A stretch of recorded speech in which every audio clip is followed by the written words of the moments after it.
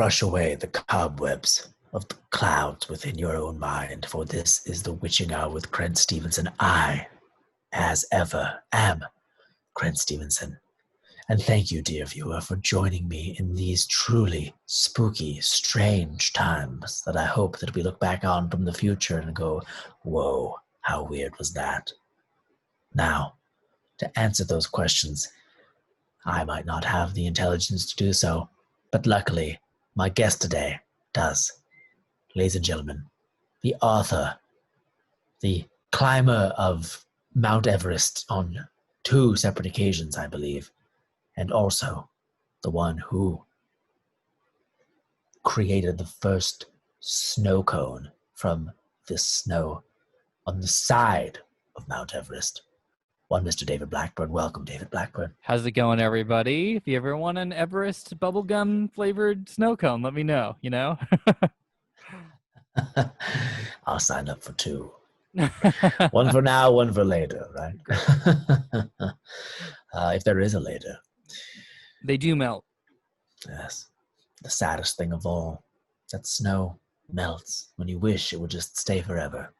But it can't stay forever, which is the subject of your latest novel. Now, would you like to tell all the kind and cruel viewers at home about this new book? The Spiderweb She Weaves is a book about my, shall we say, romantic history, which is longer than a CVS receipt. Let me tell you that much. They are bizarrely long. I am known to wine 'em and dine 'em. You know what I mean? Right. And so I thought I would compile. At dinner. Yes. Yeah. Right. Yeah.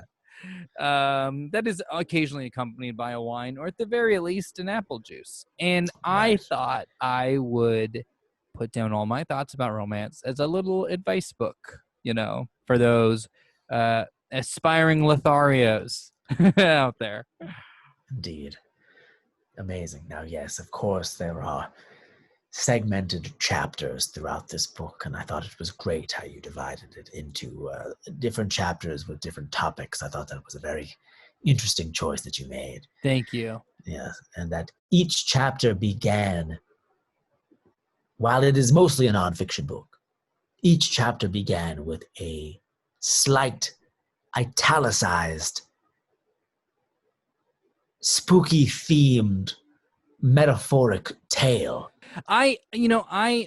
For me, whenever I'm writing a book, my goal is to write 2 books. Great idea. So what I do is I write the origins of 70% of another book inside my current book. And from that, what I'm able to do is I publish the book, I get some feedback, I get some notes, I take that other stuff, and I port it over. It is what I call the MCU approach to your writing, where you introduce a character and you go like, well, why don't we just use the same footage? It's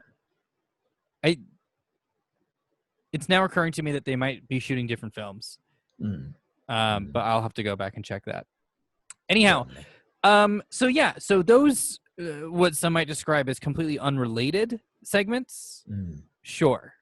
But they'll make more sense in the next book. That is a fiction book. Absolutely. And you know what? You always have to keep someone wanting more. Like the hot dog dangling on the end of a string at the end of a treadmill. Yes. You always have to keep the person desiring not what is in front of them, but what is beyond them. Exactly. No. Spellbinding, spellbounding, grounding, spound. Good work. Now, thank you, David Blackburn. Everyone, go out there. Run to the section of your local bookstore, which I believe is probably closed. But if it isn't, then you rush in and you get over to the life advice and romance section. Because if you don't run, then you're going to walk. And if you walk, you're not going to be quick enough and the book is going to be gone.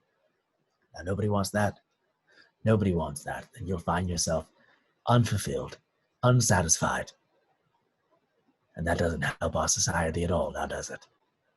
Thank you, David Blackburn, for joining us today. And thank you for the courageous words that you have put onto the page. Now rest ye well, friends. This has been The Witching Hour with Crent Stevenson. I'm Crent Stevenson, and you have work to do. Good night.